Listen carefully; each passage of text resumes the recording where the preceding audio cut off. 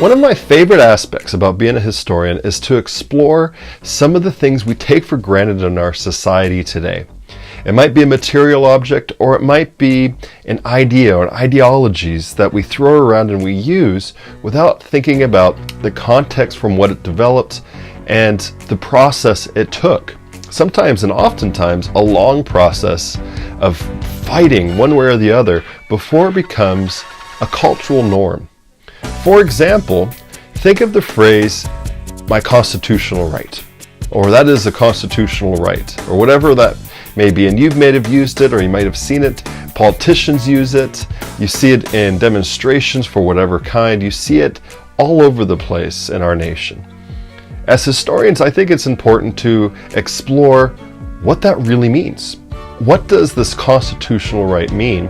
And perhaps more importantly for the context of this class, where did it come from?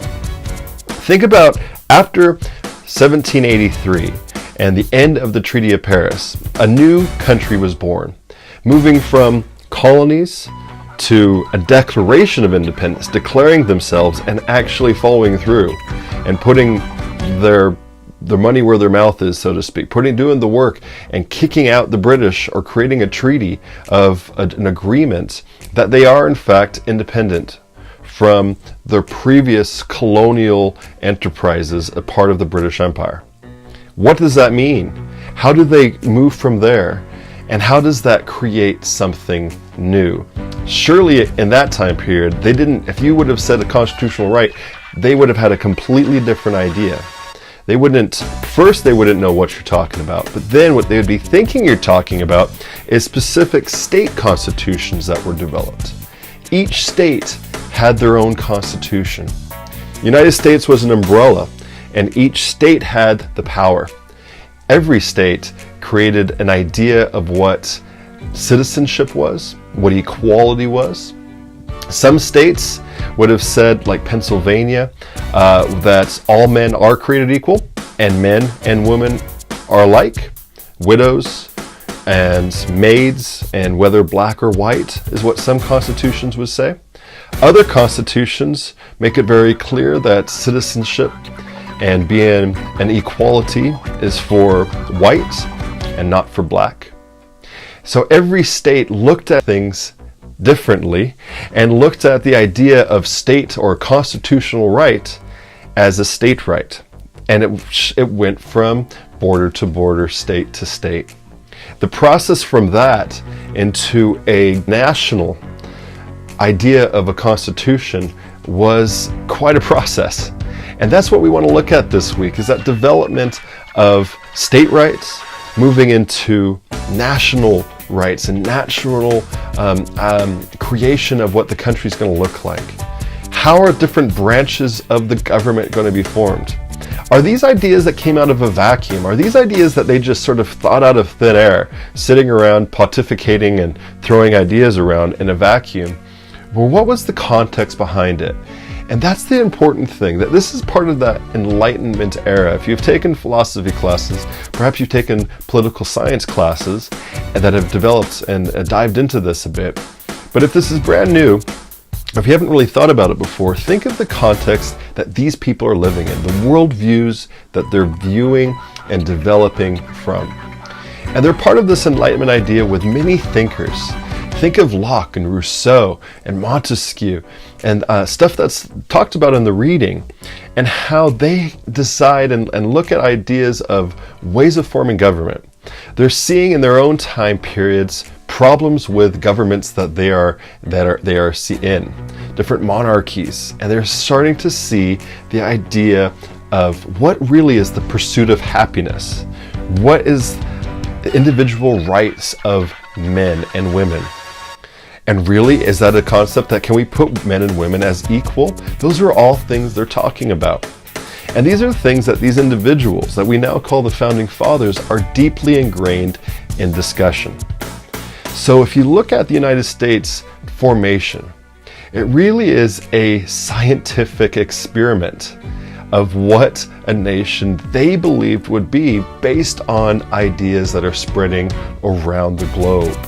And yes, around the globe, oftentimes it is seen as European inventions, European ideas and encounters, but we now know that there's a lot more interaction of exchange of ideas happening in the 18th century that then feed its way to the minds of these individuals who are creating this new country. So when you look at the words of Madison, when you look at the words of Hamilton, and many of you are going to think of the play, and some of the songs are going to come to your mind, and that is completely okay. In a lot of ways, it's pretty accurate of all the stuff that's happening with these individuals and the push for what it means to be now an American. And that's where it becomes exciting, because all these things don't come from a vacuum. There is cultural changes happening. There is conflicts. There's rebellions. When we look at the Shea Rebellion and look at the Whiskey Rebellion, why are those coming out, and how does the government shift its focus to deal with these things? This new country is put into amazing debt from this long war, expensive war, with other countries helping out, and they had to pay that all back. So this debt creates a huge push for how they're going to create this new country. Yes, congratulations, you're now the United States. Here's your bill. And that is something that is very real to these young people in charge, this young nation, of how they're going to return the debt. How are they going to get the money to return the debt? Also, one of the promises they had to the colonials that supported this new idea of a nation is the push westward. Remember, that was stopped with the idea of the Ohio Valley area, and they are stopped and they are pushed not to go past the mountain ranges. And here, one of the promises as a new nation is that westward expansion is very much part of the agenda. How is that going to look? What states are going to have their rights as they move into the new territory? How is that going to look with these new people moving in from Virginia and Pennsylvania and Jersey? Are those going to be continuations of those states, or are those going to be new states altogether? And as they move into these regions, they're moving into the regions of very powerful native peoples. These are native nations that were integral to the success of the revolution as well. And so this young nation also has an obligation to work with and create new treaties with the native peoples of the region around them. So how are they going to do that is the focus of this week.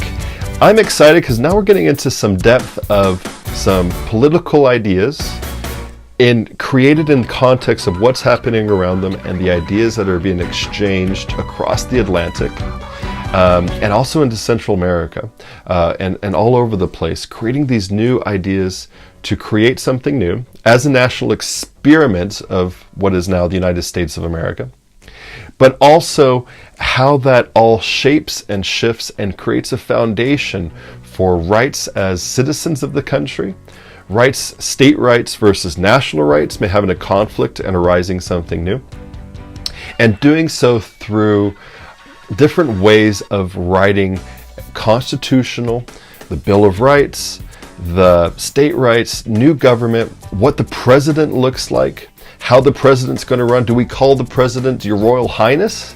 Is that something we do? Or do we call it Mr. President? Or how is all those norms coming about?